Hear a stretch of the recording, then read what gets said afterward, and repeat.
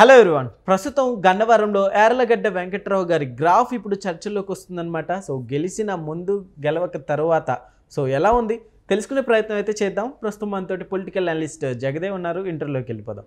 Hello sir. Hi Zakir. Yes sir, గెలవక ముందు గెలిచిన తరువాత ఆయన గ్రాఫ్ ఎలా ఉందంటే ఏం చెప్తారు? యాక్చువల్గా యార్లగడ్డ గారి యొక్క కెరియర్ ఒక చూస్తే జిగ్జాగ్ ఉంటుంది, అంటే వైసీపీ టీడీపీ అట్లాగా. సో ఏదైతే గన్నవరం అంటే వల్లభనేని వంశీ గారు గుర్తొచ్చే పరిస్థితుల్లో యార్లగడ్డ గారు అక్కడ ఎలా పట్టు సాధించాలి, ఎలా కష్టపడి పనిచేయాలనే దాని మీద అంటే ఒక రాజకీయ నాయకుడికి ఉండాల్సిన కసి అదే. ఎందుకంటే 2017 వరకు కూడా పెద్ద పదవులేమీ అధిరోహించిన యార్లగడ్డ గారు 2017లో వైసీపీ సమన్వయకర్తగా ఏదో బాధ్యతలు స్వీకరించినట్టున్నారు. అది కూడా ఉమ్మడి కృష్ణా జిల్లాకు సంబంధించిన వరకు. అటువంటి వ్యక్తి ఒక్కసారిగా 2019 ఎలక్షన్స్లో వల్లభనేని వంశీ గారు చేతిలో తక్కువ, జస్ట్ ఒక 1900 ఓట్ల తేడాతో ఓడిపోయాడు ఆయన. అరే, వైసీపీలో కూడా ఇంత పట్టు సాధించుకున్నాడే అనుకున్నారు. ఇకపోతే వల్లభనేని వంశీ గెలిచిన తర్వాత ఆయన ఏం చేశాడు?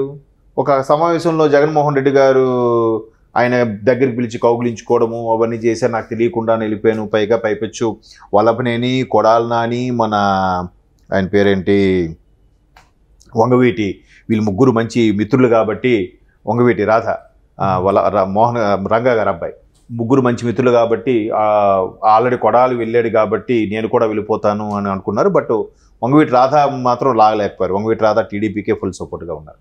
సో ఇటువంటి నేపథ్యంలో వల్లభనేని వంశీ వైసీపీలోకి వెళ్ళిపోయారు. సో ఈయన ఇంకా అరే ఈ ప్లేస్ క్యాండిడేట్ అందులోకి వెళ్ళిపోతే నెక్స్ట్ నాకు స్థానం ఏంటి, ఎలా ఉంటుంది? జగన్మోహన్ రెడ్డి గారి సంగతి తెలిసిందే. ఇప్పుడు పదవి లేనప్పుడే ఎవరిని కలవట్లేదు, పదవి ఉన్నప్పుడు ఇంకా కలిసేవాడు కాదు ఎవరిని. పోనీ ఎవరికైనా పిలిచి మాట్లాడి బొజ్జగించడం, వాళ్ళకి రెబల్స్గా మారుకొని ట్రై చేసే ప్రయత్నం లేదు. నేనేం చెప్తాది, నా బొమ్మ పెడితే ఎవడని పిలుస్తాడు, నువ్వు గెలిచేదేంటి అన్నట్టుగా ఉంటే ఎలా ఉంటుంది? డిసప్పాయింట్ అవుతారు. ఈ నేపథ్యంలో మెల్లగా లోకేష్ గారి అనుచరుల వర్గంలో టీంలోకి టచ్లోకి వెళ్ళి లోకేష్ గారు పాదయాత్ర చేసినప్పుడు ఆయా ప్రాంతాల మీద వెళ్ళినప్పుడు అక్కడ వాళ్ళకి కావాల్సిన సదుపాయాలు చూసి మెల్లమెల్లగా టీడీపీకి దగ్గర అయ్యడం స్టార్ట్ చేశారు యార్లగడ్డ గారు. మరోవైపు సామాజిక వర్గం కూడా, ఒకే సామాజిక వర్గాన్ని కూడా లాక్కునే ప్రయత్నం చేయడం అనేది గొప్ప విషయం. అంటే ఆల్రెడీ ఒక సామాజిక వర్గంలో ఎస్టాబ్లిష్ అయిపోయిన నాయకుడిని అదే సామాజిక వర్గం ఇంకోటి వచ్చి నేను మీ వాడినే అని ప్రూవ్ చేసుకుని మన వైపు లాక్కునే ప్రయత్నం చేయాలంటే చాలా కష్టపడాలి.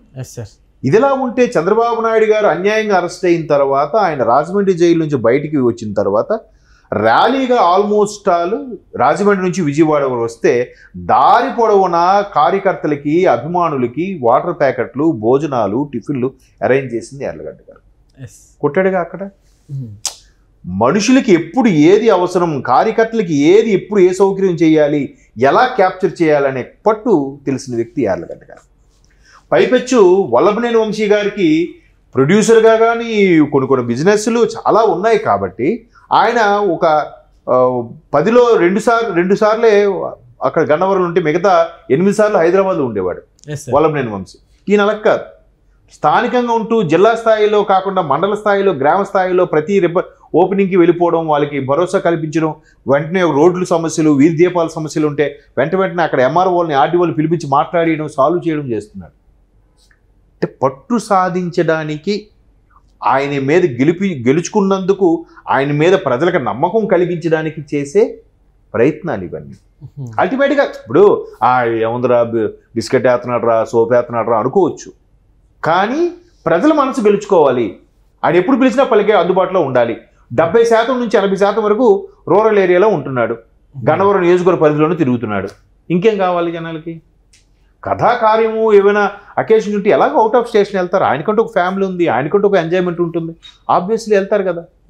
సో అట్లాగా అంటే ప్రజల పల్స్ తెలియడమే అదే. అంటే కొన్నిసార్లు చిన్న వ్యవహారాలు మనకి, ఇప్పుడు మీకు ఎలా చెప్పాలి, నాయకుడు సినిమా అని ఉంటుంది కమల్ హాసన్ గారు, మీరు చూడండి. అంటే ఒక గాడ్ ఫాదర్ కాన్సెప్ట్ అది. అంటే ఎవడు ఏది వాళ్ళు తలుపు తట్టి వచ్చినా కూడా వెంటనే వాళ్ళకి చిన్న విషయం అవ్వచ్చు సాల్వ్ చేయడం. ఇప్పుడు ఒకప్పుడు మనకి పి జనార్దన్ రెడ్డి గారు ఎంత క్రేజ్ రావడానికి కారణం ఏంటంటే, ఆటో వాడిని పోలీసు వాడు పట్టుకొని ఇబ్బంది పెట్టినా కూడా ఫోన్ చేసేవాడట, అన్నా చూడే పోలీసు వాడు సతాయిస్తున్నాడంటే, మనోడే వదిలేసి ఏది 50 రూపాయలు 100 రూపాయలకు కూడా. చాలా మంది ఏమంటారు, చిన్న చిన్నవి నా దగ్గర తీసుకురాకంటారా బాయ్, మీరే సార్ట్అవుట్ చేసుకోండి అంటారు. అట్లా ప్రతి చిన్నదానికి కూడా ప్రజలు పిలిచినప్పుడు స్పందిస్తే అదే ప్రజానాయకుడు. అలాగా ఈయన కూడా ప్రతి వాటికి కూడా ఇన్వాల్వ్ అవ్వడం అనేది అలవాటు చేసుకున్నాడు. పైపెచ్చు ఏదైతే లోకేష్ గారు యువగలం పాదయాత్ర అప్పుడు టచ్లోకి వెళ్ళాడో ఆబ్వియస్లీ ఆ టీంతో పాటు ఒక సమన్వయంగా ఏర్పడడం, మెల్లమెల్లగా కార్యక్రమాలు చేయడం.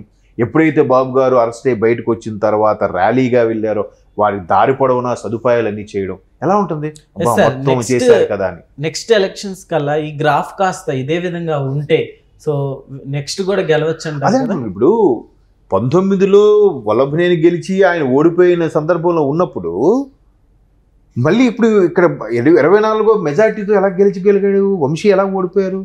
వంశీ గన్నవరం అనగానే వల్లభనేని వంశీ గుర్తొచ్చే వ్యక్తి కదా, అది కూడా టీడీపీ రాజకీయ భిక్షతో పెడితే వచ్చిన వ్యక్తి. అలాంటిది ఆయన ఏం చేశాడు, ఎవరైతే అవకాశం ఇచ్చారో, ఎవరైతే గాడ్ ఫాదర్గా ఉన్నారో అటువంటి వ్యక్తికే ఈయన నానా మాట్లాడి ఇంటర్వ్యూలు పెట్టి నోటికొచ్చినట్టు మాట్లాడి ఆడు ఈడు అనడం కరెక్టా? అది ఏ గురువు దగ్గర అయితే పాఠాలు నేర్చుకున్నావో ఆ గురువే నువ్వు సింగులర్గా యూజ్ చేస్తే ఎంతవరకు కరెక్ట్ అది? సో అట్లాంటి చాలా ఇప్పుడు ఈయన ఫర్ ఎగ్జాంపుల్ ఇప్పుడు ఎలా అయిపోయిందంటే 2024 ఎన్నికల్లో కూడా చంద్రబాబు నాయుడు గారు గ్రాఫ్ ఇది, జగన్మోహన్ రెడ్డి గారి గ్రాఫ్ ఇది. ఎప్పుడైతే ఈయన అరెస్ట్ చేశారో ఈయన సింపతి పెరిగింది, ఈయన మరి కాస్త డౌన్ అయిపోయి అప్పుడు ఇంకా వ్యత్యాసం ఎక్కువ పెరిగిపోలే. సేమ్ ఇక్కడ కూడా వల్లభనేని వంశీ గారి చేష్టల వల్ల ఆయన గ్రాఫ్ ఇది, యార్లగడ్డ గారి గ్రాఫ్ ఇది, యార్లగడ్డ గారి గ్రాఫ్ వెళ్ళేసింది. ఎప్పుడైతే ఈయన పిచ్చి పిచ్చి మాటలు ఇంటర్వ్యూలో ఇచ్చాడో ఈయన గ్రాఫ్ పడిపోయింది. ఈయన ఎక్కడే నిలబడ్డాడు, ఈయనే పడిపోయాడు. ఆటోమేటిక్గా బంపర్ మెజార్టీతో గెలుచుకొచ్చాడు. సో అందుకే నోరుంది కదా, అధికారం ఉంది కదా అని చెలరేగిపోకూడదు. రాజకీయాల్లో ఏదైనా సాధ్యమే. మహానుభావుడు ఎన్టీఆర్, ఇందిరాగాంధీ లాంటి వాళ్ళే ఓడిపోయారు అటువంటి గొప్ప ప్రజాస్వామ్యం వీళ్ళంతా. కాబట్టి జాగ్రత్తగా ప్రజలకు అందుబాటులో ఉంటూ ఏ అర్ధరాత్రి అపరాత్రి అయినా వాళ్ళు తలుపు కొట్టినప్పుడు రెస్పాండ్ అవుతూ వాళ్ళకి అంటే చేతనైనంతగా వాళ్ళ మాటతోనే అధికారులతో మాట్లాడించి మ్యాక్సిమం సార్ట్అవుట్ చేసి వచ్చండి. నిజంగా అధికారులు తలుచుకుంటే ఖచ్చితంగా ఒక ప్రజాప్రతినిధి పక్కన పెట్టి అధికారులు తలుచుకుంటే అక్కడక్కడ సార్ట్అవుట్ చేయొచ్చు, చెయ్యరు ఆ పార్టీది. ఇప్పుడు అది చేసే పద్ధతి ఎక్కువైంది. ప్రజలను ప్రశ్నించగల హక్కు ఉందని అసలు ఫస్ట్ టైం అప్పట్లో 90లోనే చంద్రబాబు నాయుడు గారు ఇది ప్రజలకు తీసుకెళ్ళాడు. ప్రజలకు ప్రశ్నించే హక్కు ఉంది, అధికారులతో అడిగి చేయించుకునే హక్కు ప్రజలకు ఉంది అని తెలియజెప్పిందే చంద్రబాబు నాయుడు గారి ప్రభుత్వం. సో ఆ పందా వెళ్తే ఆటోమేటిక్గా ఆయన గ్రాఫ్ పెరిగింది. నెక్స్ట్ ఎలక్షన్స్కి వల్లభనేని వంశీ గారి పోటీ చేస్తే ఇండిపెండెంట్గా చెయ్యాలేమో, ఎందుకంటే వైసీపీ గ్రాఫ్ పడిపోతుంది కాబట్టి ఇండిపెండెంట్ పోటీ చేసినా ఎలా ఉంటుందో చెప్పలేం. Okay sir, thank you.